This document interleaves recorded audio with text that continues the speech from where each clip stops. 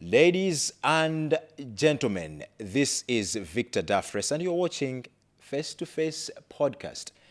In this episode, I am joined by Lucia Osman, a young woman who has spent years searching for answers about her younger brother named Harris, who was reportedly adopted from Dzanja la Chifundo orphanage without the knowledge and consent from the family. But beyond searching for Harris, this conversation is about family, identity, belonging, adoption, and the question of what truly makes a home. Lucia, welcome to Face2Face Podcast. Thank you so much. So I've done much of the talking about what the show is all about, what the story is going to be about, but people should know kuti Lucia ni ndani, iweyo ni ndani, unabadwira kuti, panopa umatani, tisanakambe chinthu ichi cha nkhani imene tabwerera pano. Okay. So mene mwenenera kuti ine ndi Lucia Osman, kumudzi kwathu ndi kucholo, kumene ndinabadwira, kumene ndakhala ndikukhala ndi makolo, kufikira pamene mayi anandisiya. So talking of my education, ndi diploma ya public health, I mean advanced diploma. Yeah, so as of now, I'm doing my internship at IHEM. Yeah, it's an institute of heavy equipment in Malawi. Yeah, so Ndimwe nauri tipasa kwa chithunzithunzi pang'ono kuti udindo omwe swati amayi anatisiye yeah. Komano tikambe before amayi asanatisiye. Udindo omwe makolo ako pa nthawi imeneyo anali nawo komanso mgwirizano wawo pokulerani ungofotokoza motani? Yeah, nditofotokoza ndina zoti because when my mom died, I was too young. So, but what I know is my mom amandikonda kwambiri. That's all what I know. So, kufikira pomwe anamwalira mwadzidzidzi, I don't know what really happened because people said kunena zoti sanadwale. Yeah, so kumano mgwirizano umene unalipo between her and my dad. I think umakhala ngati kuti unalibe mgwirizano oti wa complicated. Yeah, so because I was told kunena zoti when my mom died, ndinena zoti time ine anatapanga separate with my dad. Yeah, so I don't even have any clue about my daddy because I don't know ngati ndinawaona boso. Yeah, talking of my mom, I don't even remember her face. Yeah, what I know is that kuti dzina lawe na Grace. Yeah. It really seems good if you say kuti ukumbukira dzina lawo lokha ndona namwalira uli wang'ono kwambiri. Yeah. Mwana tipasa chithunzithunzi kuti panopa ndi zaka zingati andi mena mwaliramo unali ndi zaka zingati? Right now I'm 22. I'll be 23 in July. Yeah, so mwina kunena zoti nthawi imene ankamwalirayo antakungopanga suggest kuti mwina I was only 4. You were only 4. Yeah, if I'm not mistaken. Yeah, and then my brother was only months. Yeah. So I pretty much would want to understand siblinghood ya iweyo ndi Harris. Kuti bambo anu ndi amodzi? Yes. Bamba tunda amodzi, mayi atuso amodzi. Ndi chimwelere ni amayi nthawi imeneyoyo abambo simunaonebe mpaka napano? No. Okay. Nditakula ndi pamene I just ask kunena zoti where is my dad? Yeah, then I was told kuti your dad passed away. Okay. Yeah. But were you able to go to kwa chibalawo bambo ako o mwina makolo akuchikazi anakutenga kuti ukaone pamene panagona bambo ako? No. Olo sinone olo photo yawo kuti bambo ako ankaoneka chonchi? No. Okay, ponena kuti adatisiya bambo amene adamwalira chaka chanji?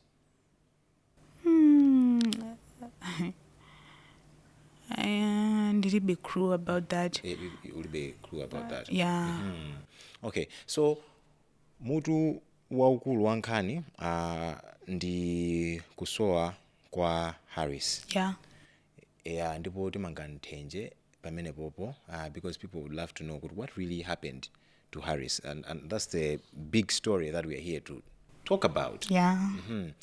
But then ndimafuna bene ngova tisanapite kwa Harris iko, I wanted to understand your upbringing. Amayi amwalira, dad is nowhere to be seen.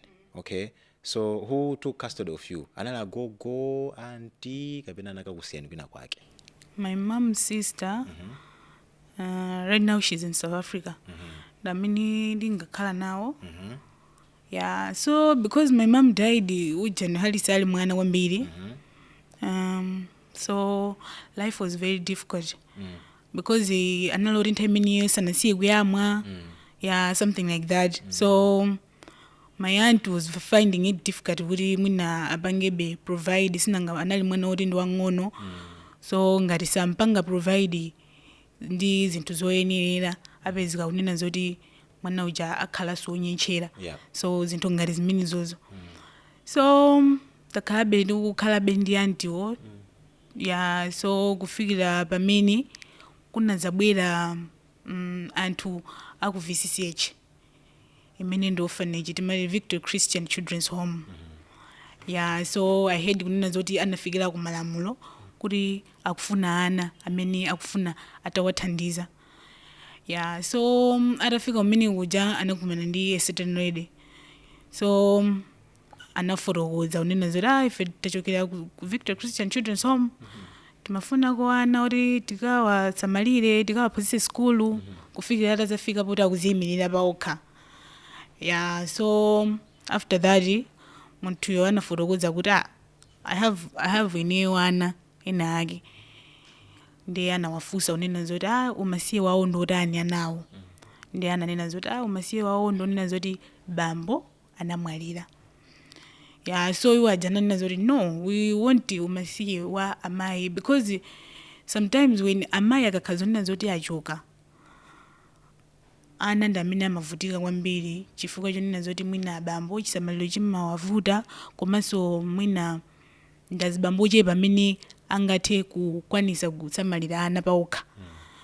Yeah, so panapezeka kuti mwayi munthu uyo anazafotokoza kunena zoti okay, if that's the case tinali ndi a certain lady Grace wangomwalira some months ago.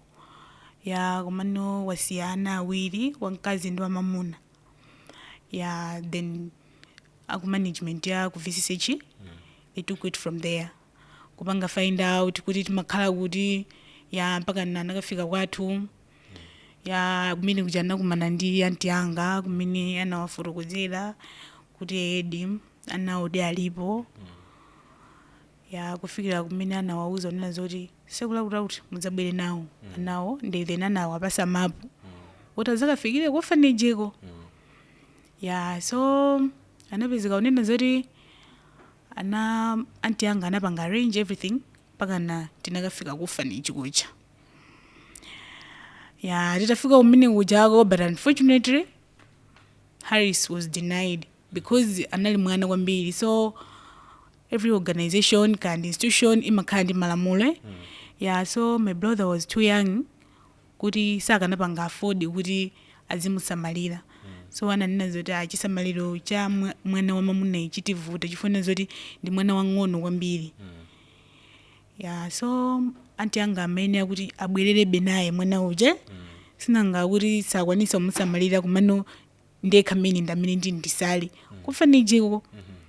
Yeah, so unapezeka unena zoti anti anga atachoka anachoka ndi Harris uja kumabe anthu ena anawapanga reach out kunena zoti palisi orphanage ina yake timatiza njira chifundo. I think mutapita umene kuko mwina athakuka kuthandizani mwina mwanayo kumene kuko athakumaka msunga. Yeah, so munthu amene anauza anti anga zimenezo anawapasa mapu so kuti akafikire kuzanja chifundoko chifukwa zanja chifundo yonso ili kucholo inaliso kucholo. Yeah, so unapeza unena zoti my aunt anapita kumene kujawo kuzanja chifundo.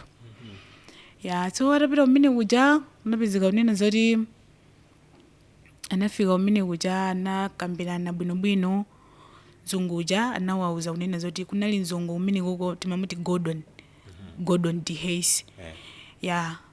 So anawauza anti anga kuti amene tithamamsamalira palibe vuto.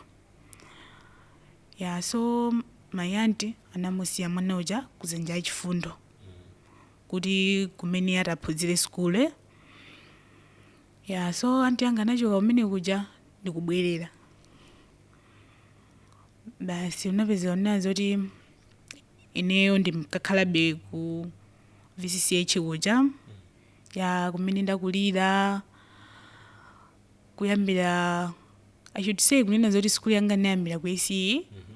I didn't jump mpaka kukafika ku primary, but I start ACE amaphunzisa like my says you learn English zinthu ngati zimene zozo. So ukakhala zoti wakapanga passes zimene zozo kufika mpaka grade 4, then umapita primary to start standard 5. So it was really nice kufikira kunena zoti after I completed my primary school, secondary so ili komweko.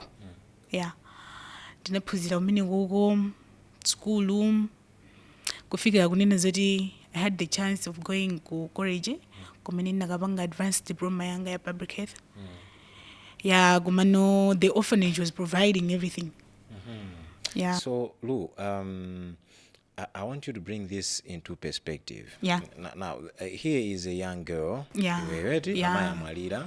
So these are key figures in your life. Very important people. Your dad sakupezeka, mom has passed on. And then definitely the closest that you could ever get to a person of your blood and had brother wako. And it happened that adadi balibe amai adisiya ka brother kako kajasa kupangani separate. Ndifuna kuti pase chituzi cha that pain kama mwana wangono, because when you're a little girl mufuna kandika brother kako uzikabereka ziswera nako chani. So I want you to bring this into perspective, the pain that you had to go through experiencing such loss and the absence of these key figures in your life. Tandipase picture. And before that, when Harris was denied at VCH, anawauza anti anga kunena zoti mwanaye mwina mutakakhala naye kaye akafika zaka zitatu mumubwerese. And ku VCH so anawauza kunena zoti mwanaye ndi wang'ono and pakufunika pakhale bond yabwino between wang'onoyi ndi sister wake. Chifunira zoti makolo awonso palibe and anawa akhala zonena zoti azifila lonely, so akwenika azakulire pakapali mmodzi. Kumano I think that chifunira zoti mwina chithandizo anti anga sakanatha kuchitira mwina ndi pamene mwana anakamsiya kwina. Kudzanja chifundo so anawauza unena zoti Harris akafika zaka zitatu mukuyenera mumubweretse ku VCH aza kule ndi sister wake pakhale bond yabwino anawa asalekanisike. So napezeka kuti atapita mmene kuchako kumano unfortunately zongoyo anasintha kuti ayi Harris azikhala komwe kuno. So sakanapanga beforce anasiya. Going back to your question, pain ndeni makhala nayo and anthu amene akundidziwa ineyo kwambiri ndinali ndi ma anger issues. Nimapezeka kuti sometimes mwina kandi ndili ku school sindopanga concentrate in class because I was thinking kunena zoti what really happened. Ndikakumbukiranso kuti what happened to my mom, ndimakhala ndika feeling kena kake kunena zoti my mom anachoka munjira ine yake yonena zoti sindimamvetsa mpaka na lero kuti what really happened kuti amwalire.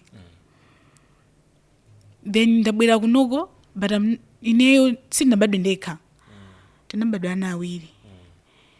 Brother wanga ali kuti, so ndakhabe ndi pain imeneyo ndimatha kumazifusa kuti brother wanga ali kuti ndimakhabe ndimafusa ameneyo. Ndipo ndokumbukira kunena zoti at a certain point I don't even remember class imene nali aphunzisanga agriculture and biology timati Mr. Maluwa anandipanga reach out performance yako yamba kutsika, what's really going on.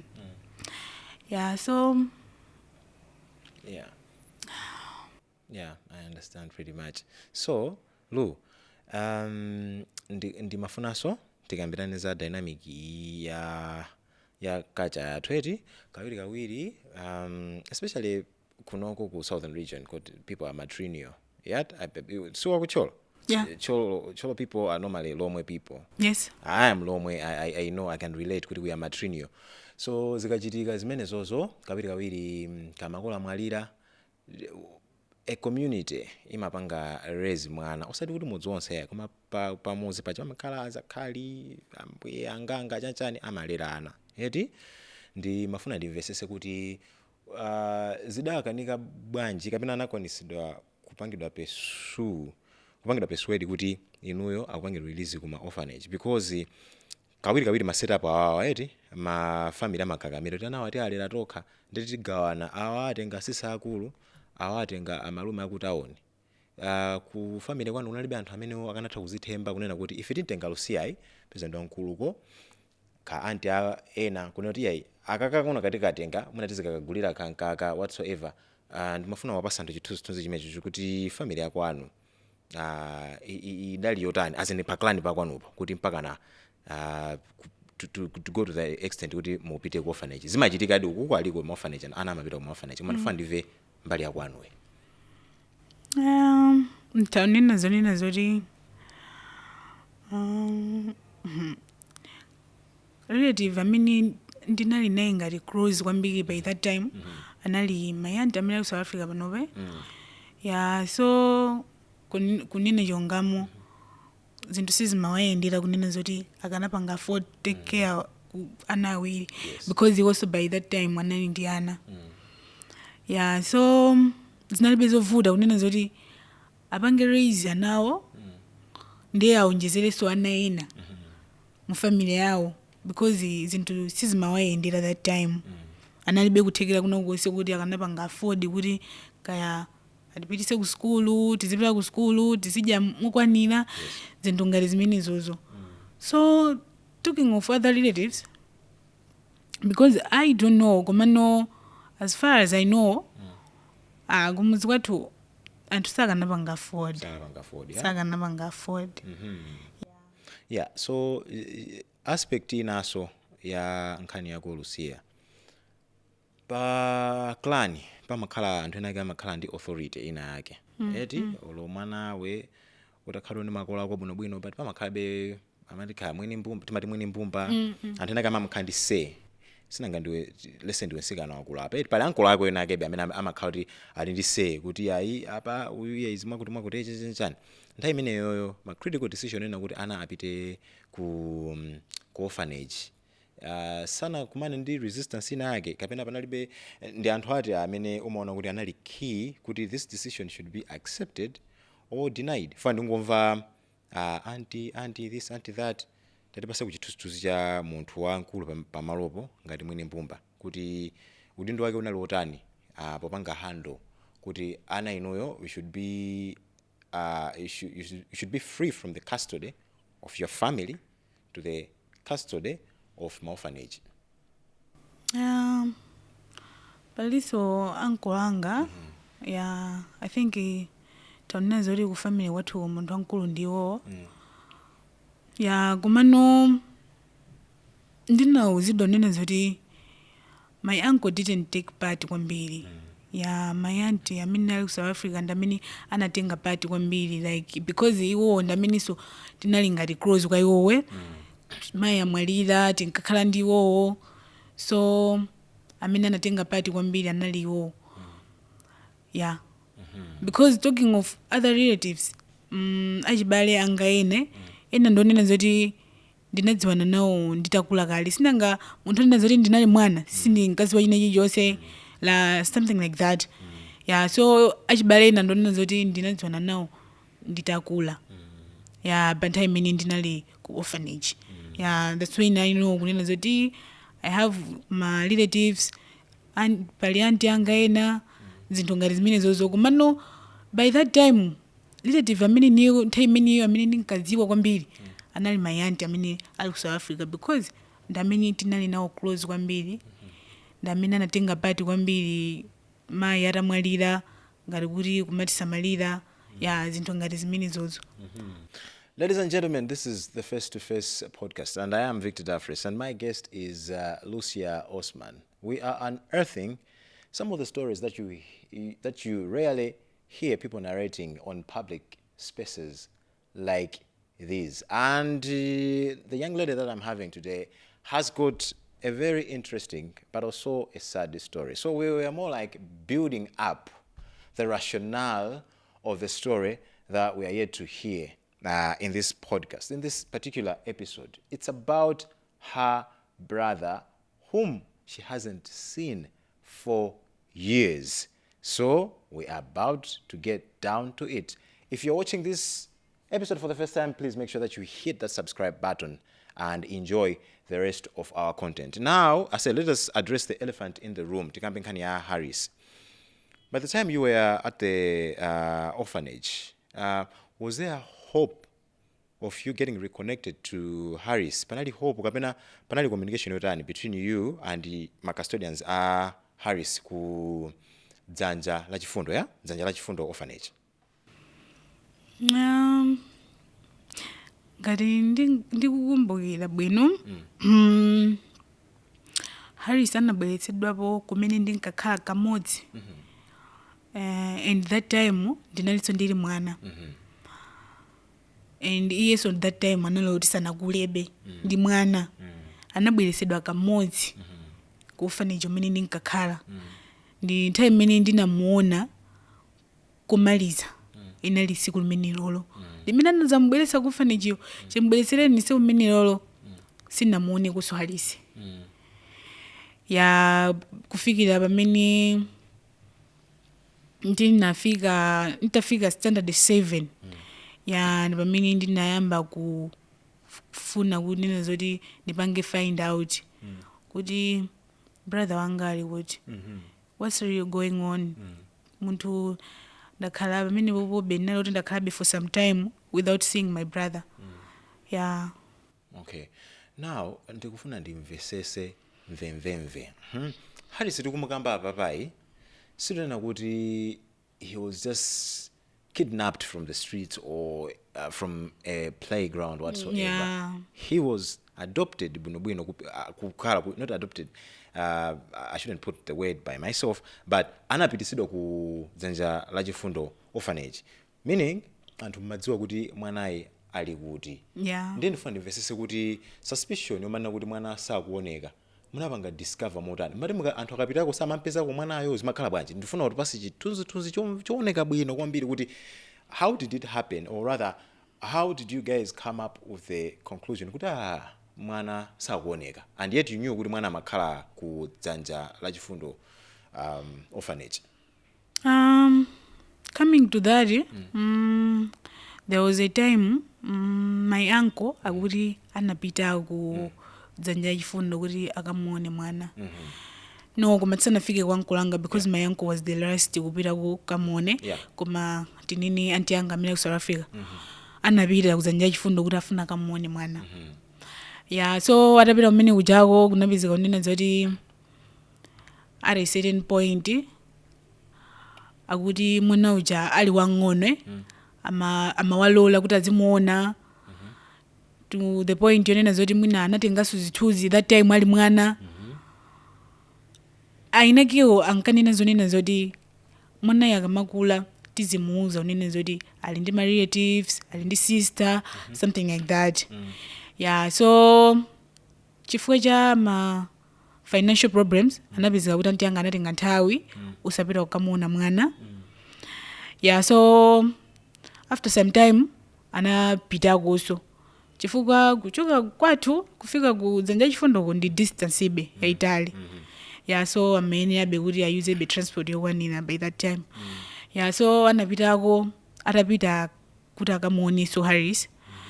Anapeza ona zoti they were told kuti muime panja pa gate. Yeah, so my aunt anayamba be kudabwa kunena zoti what's really going on.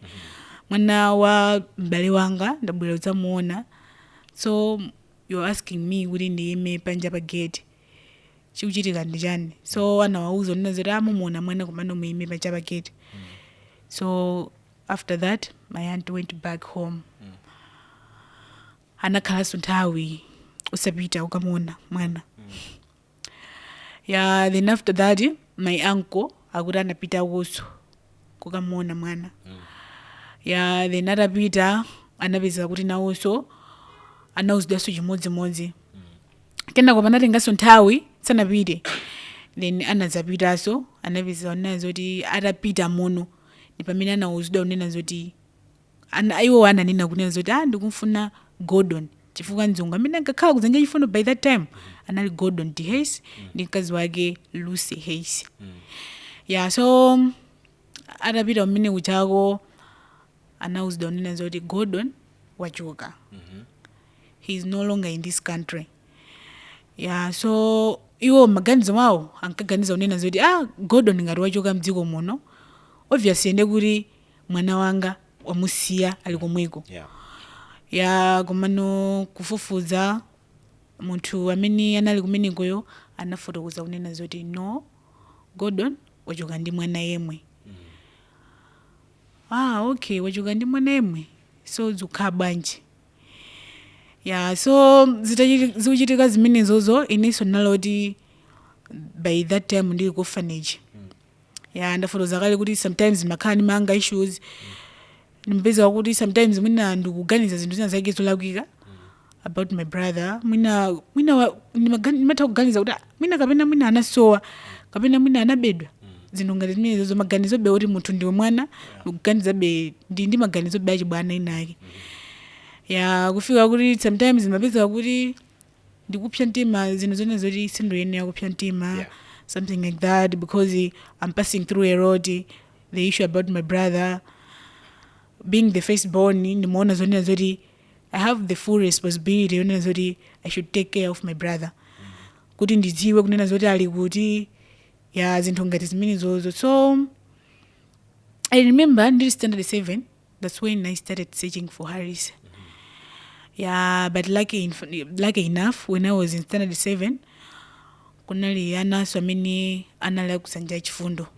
Amene anabwera kuti ku school mene nikapuzira kuti kuzayamba school. Yeah, so nditapanga find out nditauza zona zoti brother wako amakhala kuzanja chifundo. Then nachipezerapo tsomwayi kuna zoti ngati kobwera anthu ona zoti amakakhala kuzanja chifundo. Obviously ndikuti akumudziwa Harris. Yeah, so nditapanga reach out kwa magayizi amenewo amene tinkapuzira nawo by that time.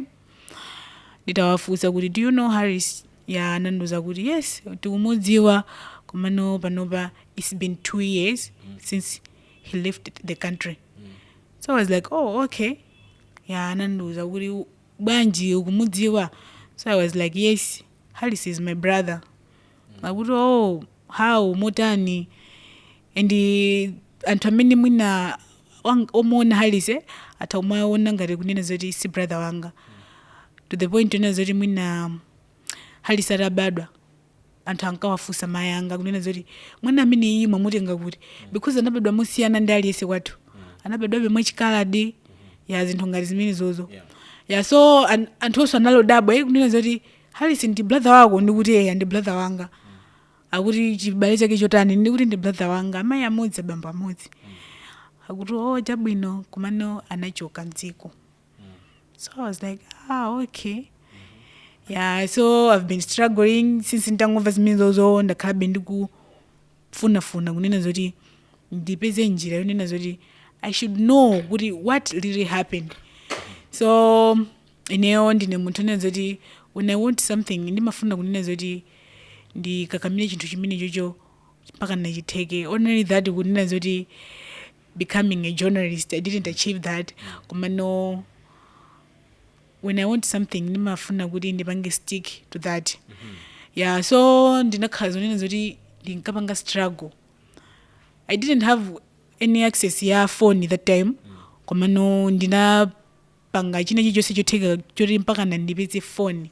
Access ya phone ndinabwereka kwa munthu that time ku school kuti mina ndingompanga search nzungu amene anampanga ali ndi Harris yo amene angakhala ndi Harris. Yeah, so nditapanga search Gordon per Facebook. Yeah, I just said hi. But unfortunately, I don't know kuti kaya nkandidziwa.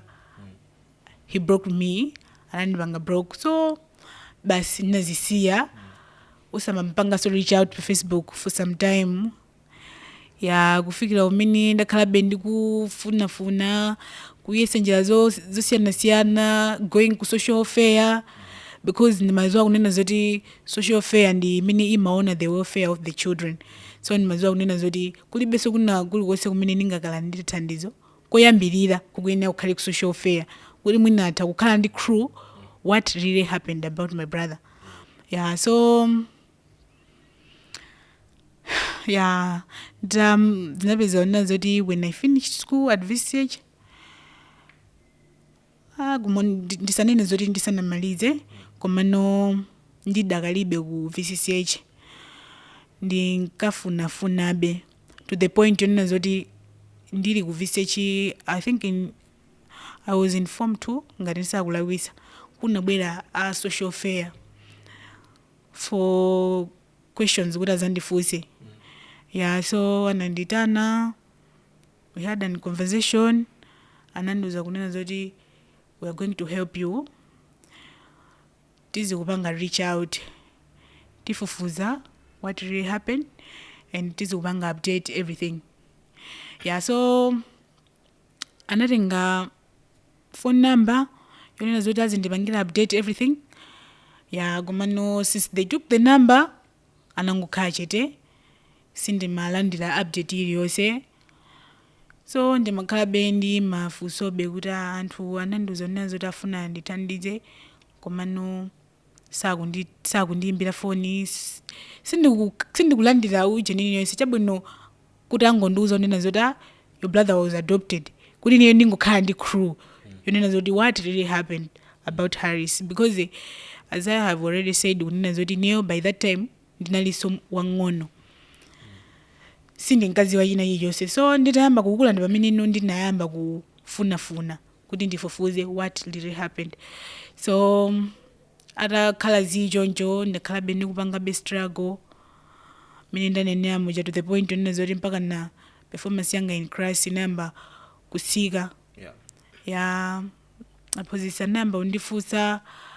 Tinayi ndi Mr. Maluwa, Mr. Ndrama by that time ankandiphunzitsa so English, and by that time Mr. Ndrama ndinaloti ndawafotokozera what's going on with me. So amaonesa nena zoti ndizikhala nawo pafupi because the subject imene ankaphunzitsa so inaliki subject ankaphunzitsa English. Yeah, so ankanditana kumandipasa uphungu. Yeah, kuti for now focus on your education kaye. Zinazo uzabanga sort out kusogolo. Yeah, so I've been struggling ibe mpaka na nditalemba maiso form 4. Basi unabiza ona zoti nditapita no ku college. Nditapita ku college makhaso ni nthawi yonena zoti ndinkapita ku social fair. Yeah, kufikira nditapita ku social fair. I remember that time nditapita ku social fair nditawafotokozera about my story. A certain man from social fair anandifunsa unena zoti and ndinawafunsa unena zoti munabwerako ku VCCH kuzandifunsa mafunso, and you said kunena zoti you are going to help me kuti mpange find out za brother wanga. Chabwino kungondipasa crew yonena zoti brother wako anapangidwa adopt, zinthu zinakhala mutani, something like that. Komano simunandipase crew inense panga na abamwe nake social fair ako anandifunsa unena zoti ineso kuti ndinalipo ndikuyamba useka komano amadziwa unena zoti that time anthu amene anabwera ku VCH kuzandifunsa mafunso iwonso analipo. Yeah, so that day nditapita social fair ndinalembedwa statement. They took my numbers analemba mbuku mfailo, we're going to call you tikuza way forward. Tizopanga update everything. Yeah, but after that kuna kaso zi. I didn't receive any information. Yeah, so ndakhalabe ndikupanga be struggle kunena zoti what really happened. Chabwino ngati munthu anampanga adopt kuti ndikhale ndi crew imene yoyo. Ya komano ndili nkati somufufuzaso from anthu ena amene ankakhala kuzanja chifundo. I was told kunena zoti mzungu amene ankakhala ndi Harris sanamuuzeko kunena zoti you have a sister. And ineyo mene ndinkawauza kunena zoti ndine sister wake wa Harris. Anandiuza so kunena zoti ndi sister wake wa Harris ankadabwe.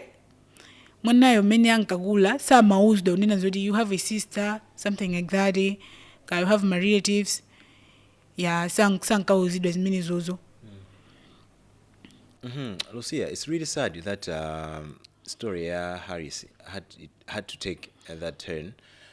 Koma ndikufuna timvesesane iwe ndine komanso ndi anthu amene akuonera apapa kuti pa chikhalidwe chathu nkhani mokambayo ndi nkhani yaikulu kwambiri komanso nkhani ya ana amene tingathe kuwanena kuti ndi amasiye. Pakhomboti pali achibale, pali amalume, pali azakhalika, pali agogo. Nkhani imenejayo responsibility yopanga handle well-being kama welfare kakuti mwana ali kuti chanchani kawiri sikhala kwenikweni kwa ma sibling. And ndikukuza reality ya society yathu imene ilili. Pa zaka zako mene wanenera you are 22 years old now, which means nthawi imene umapanga za Harris you were relatively young I should say. Perhaps you were a teenager or something. Yes, or thereabout.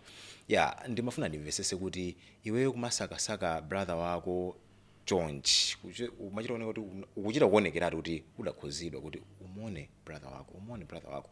Now anthu amene kokhala ma custodians inuyo ngati ana, despite the fact that uyu anapita kudzanja la chifundo iwe unapita uku, komabe munalibe ndi anthu amene tinganene kuti makolo anu eti anthu antiwo iwo udindo unali wotani usakasaka Harris nawo sankaonesa passion yomwe yokuonesayi. I should say kunena kuti my uncle told me kunena zoti now so anapanga ku reach out ku ma office kunena zoti awathandize about the issue. Yeah, anayamba that time. Nde ananduza kunena zoti atayamba kufufuza kaniyo. Ali ngati mofufuza akuti analandira phone ya kwa munthu I don't know kuti munthu anali wa social fair kapena mwina analibe munthu wina wake wapambali. Ndikuwauza kunena zoti musiye kufufuza nkhani imene yoyo chanchani, like kunena zoti Harris is in good hands. Aliredwa bwino chanchani kuwauza kunena zoti musiye kumufufuza mwana. Yeah, so kuchokera pamene popo iwo wakunena zoti sanafufuze so mwana, sanafufuze mwina kuthekera kunena zoti so mwina atawupita kuma office kwina analibe. Since kuchoka mwina chifukwa iwo amakhala kucholo. So akuyenera kuti ndiye kuti azipanga transport kuti mwina afike kuma office kunena zoti mwina atawulandira kuthandizo kuti adziwe kuti chikuchitika ndi chani. Yeah, so since that time I was told kunena zoti sana pite koso. Yeah.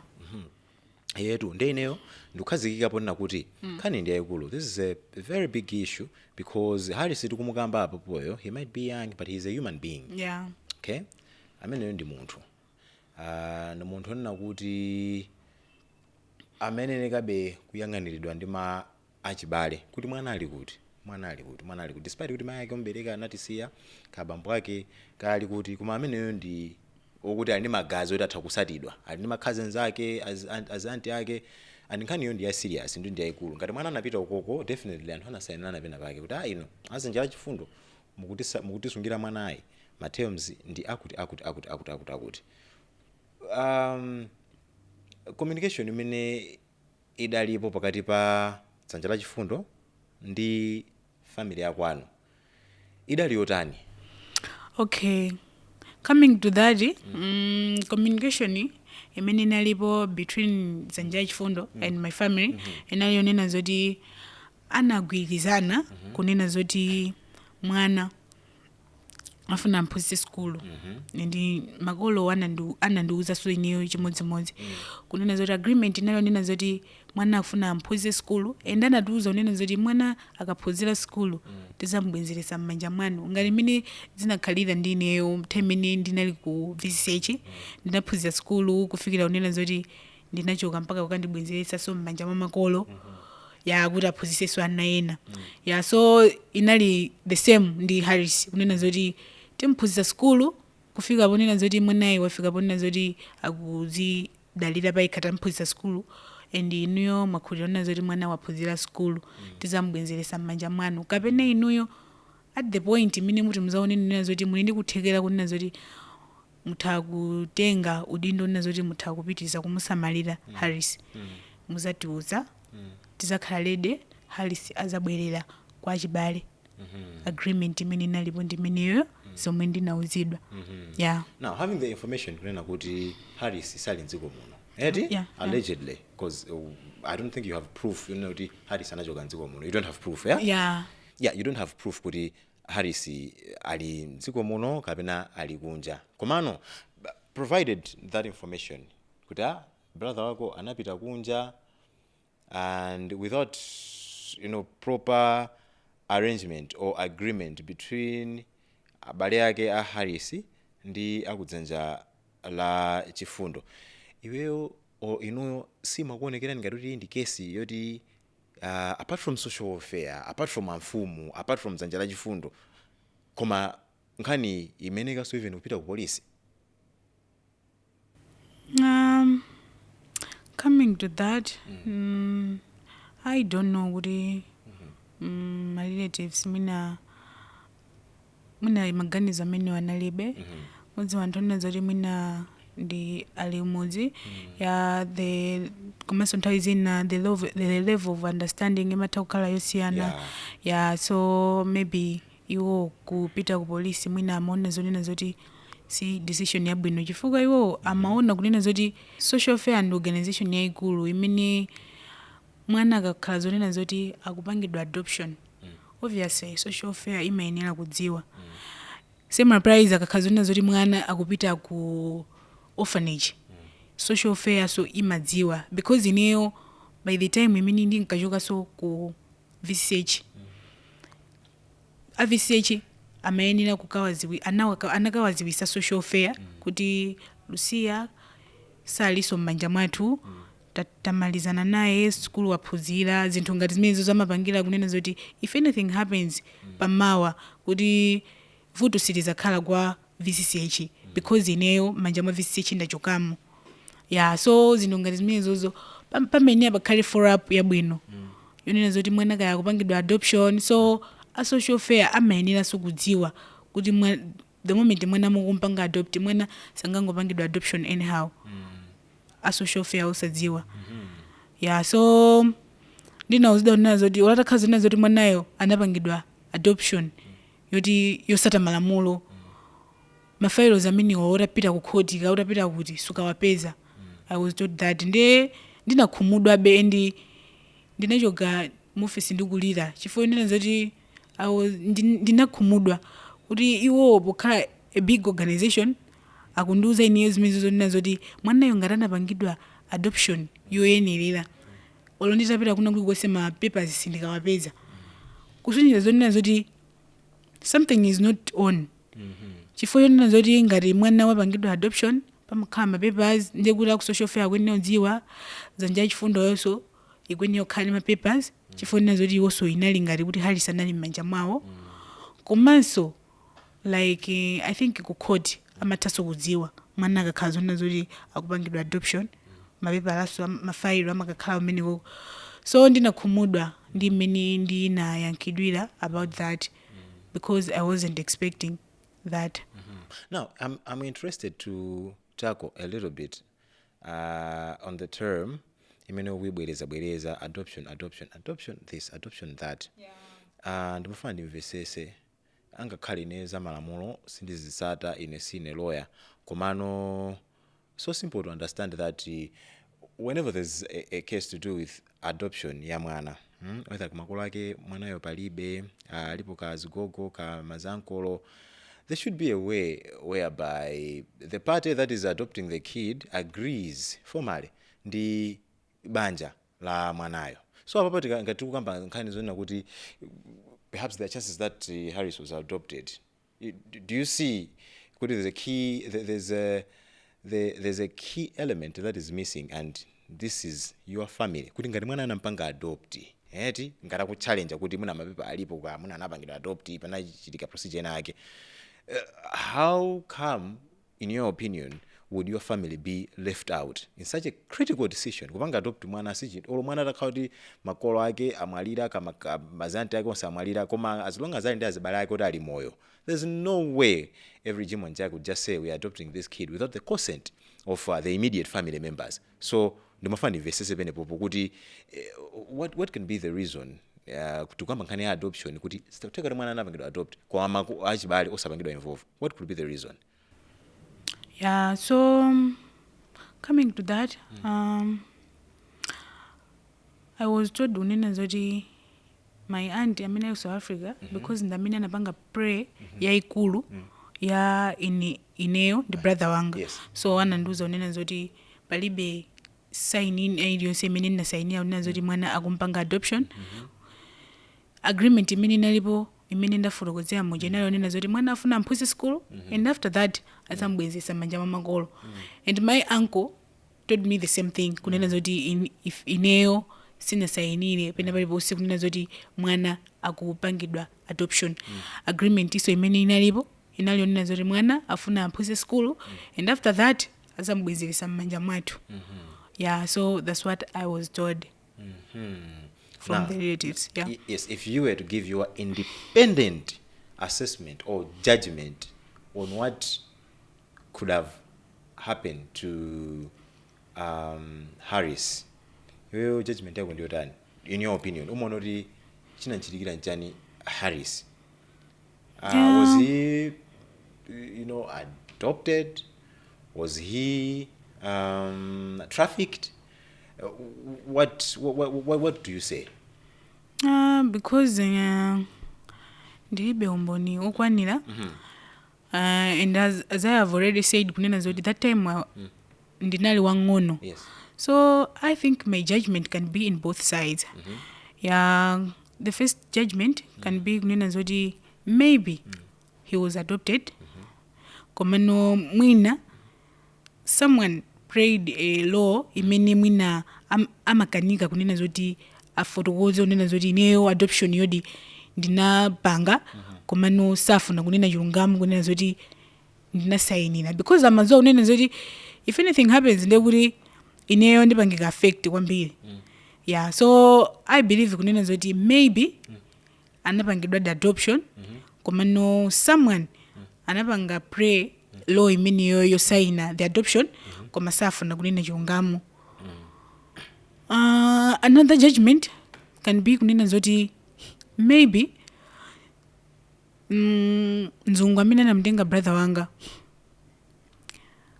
anayuza munthu wina wapadera usati my auntie kapena my uncle, anayuza mwina munthu wina wapadera kuti mwina ma process osewa atheke because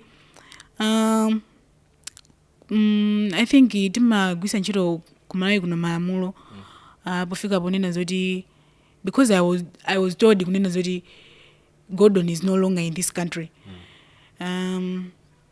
Sizingatheke kunena zoti Gordon anangofikira ndikunyamuka naye mwana ndikumapita naye kunja. Obviously ndikuti panachitika china chake mwina kusayinirana kani mapepa komanso mwanayo ndikuti popita umene koko amene kuti akhale kuti ampangisira kandi passport visa zinthu ngati zimenezo. So I think kunena zoti maybe kutheka kuti mwina anagwiritsa ntchito munthu wina usati achibale. I think my judgment can be that it can be both sides. Yeah. Okay. Now, I'm not here to confirm or affirm what you are saying, but we hope the truth comes out. Yeah. So, you coming on this platform, tufuna platform uyigwiritse ntchito kuti you should get the answers. What happened to your brother. Yeah. Okay, so this is a wider platform now. Yeah. People are watching us. Malosiana, people watching us overseas, people watching us within the country, around the region, and you must go know information. Go viral, mosavuta. Yes. And kufuna in simple sentence, what is the help that you are looking for? Talking of the help that I'm looking for, because I should go back a little bit and tell me ndinapita social fair. A certain man from social fair told me kunena zoti sikula manduze ine komano amayankhula ngati kuti kwa ma staff anthu amene anali like mu office kunena zoti Gordon ndimamudziwa and Gordon ineyo mene ndimadzayamba ntchito ku social fair anali kuti Gordon akuchoka in this country. Munthuyo ananena zochoncho because anandifunsa unena zoti do you know ujeni dzina la mzungu amene anamtenga brother wako. So I was like, yes, I know. Gordon ndamene anamtenga brother wanga Gordon Daffrece komanso mkazi wake Lucia Osman. Yeah, so coming back to your question, the help that I'm looking for is that amabungwe andithandize kupanga follow up because ndikesi yaikulu ineyo ndinali mwana sikuti I'm making any judgment kunena zoti I'm putting the blame on someone komano ineyo I need help. I want to know, ndifuna ndidziwe what really happened about my brother kuti mpaka na afike ponena zoti wachoka mdziko muno adoption inachitika. I want to know that because ineyo by that time ndinali mwana kwambiri. Yeah, so another interest that I'm looking for is that if Harris was really adopted, I just want family closeness. I understand kunena zoti malamulo when someone akapangidwa adopt amakhala zonena zoti munthu ameneyo amatenga full responsibility yonena zoti iye mwanayo ndi wake. Ali ndi ufulu onena zoti mwanayo atakumusintha zina. Ali ndi ufulu onena zoti mwanayo sangamubweresenso kwa ma siblings ake. I understand all that komano what I want is ndikufuna onena zoti Gordon asayike barrier.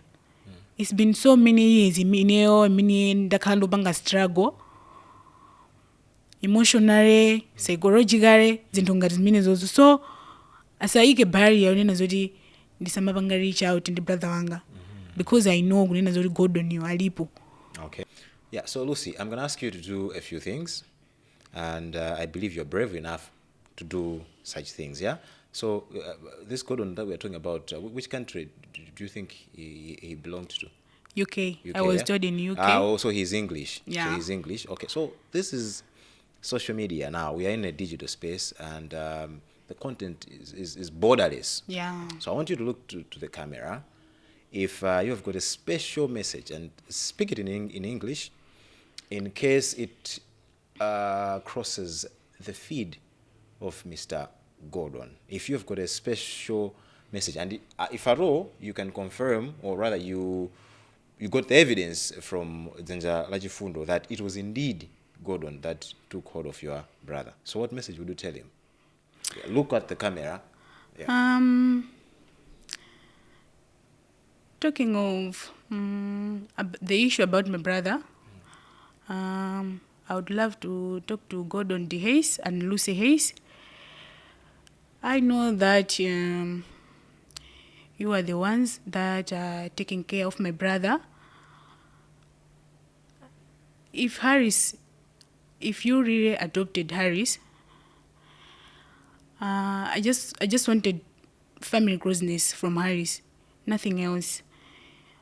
So I am not demanding this, but I am asking you so that I should be able to talk to my brother, because since Harris was no longer in my presence, I've been struggling emotionally, psychologically. Yeah, something like that. So I just want you to understand that family is very important. So, and Harris is the only brother I have. So, me being the firstborn, I have the full responsibility to know whatsoever Harris is doing, his whereabouts. Yeah, so I just wanted that. I want family closeness from Harris, nothing else. Okay. I believe the message has been heard loud and clear. So, Lucia, I must say that it has been a pleasure hearing your story, hearing about your upbringing. It's a hard story to tell. I could feel, the stiffness and the hardness, the roughness of the story. It's really hard and difficult to tell such a story, but you have gracefully done so. And I must tell you that asking for help is not a sign of weakness, it's a sign of strength. It has taken your courage to come here on this big platform, stand in front of cameras, be brave enough to mention names, talk about the situation of your brother, and we believe that you'll be assisted. So thank you very much for coming through to Face2Face, and we're wishing you all the best, and we are hoping that one day you shall get reconnected to your brother. Perhaps your brother is going to come here and then give a testimony. This is what happened, Okay, but thank you very much for coming through, Lucia. Yeah, and also let me take this opportunity to thank you guys for allowing me to come here. Yeah, it is my pleasure also. And also let me take this opportunity to thank Dave Machado. We have known each other since we ndili mwana. Kumano wapanga pray kwambiri in my life because sometimes when I'm sad, nimata kumuimbira phone. Yeah, he's the only person I'm some advisor when. Yeah, so today before coming here, anandiimbira phone. Yeah, so to Dave Machado, he must know that I am grateful. Thank you very much, Lucy. Thank you very much. Ladies and gentlemen, it's a close. I go by the name Victor Daffrece, and this is Face2Face Podcast. Today I had this young lady in the person of Lucia Osman. She was describing the audio which her brother, Harris, got into. She is clueless of his whereabouts, and we are simply here to amplify the story without adding anything. And we believe you, as Malawians, have aggressively understood the story. And if it happens that you know the whereabouts of Harris, you should be able to reach out to Lucia or to us. So these are the conversations that we encourage here on Face2Face Podcast. Conversations that are rarely talked about in these streets. Otherwise, hit the subscribe button and goodbye.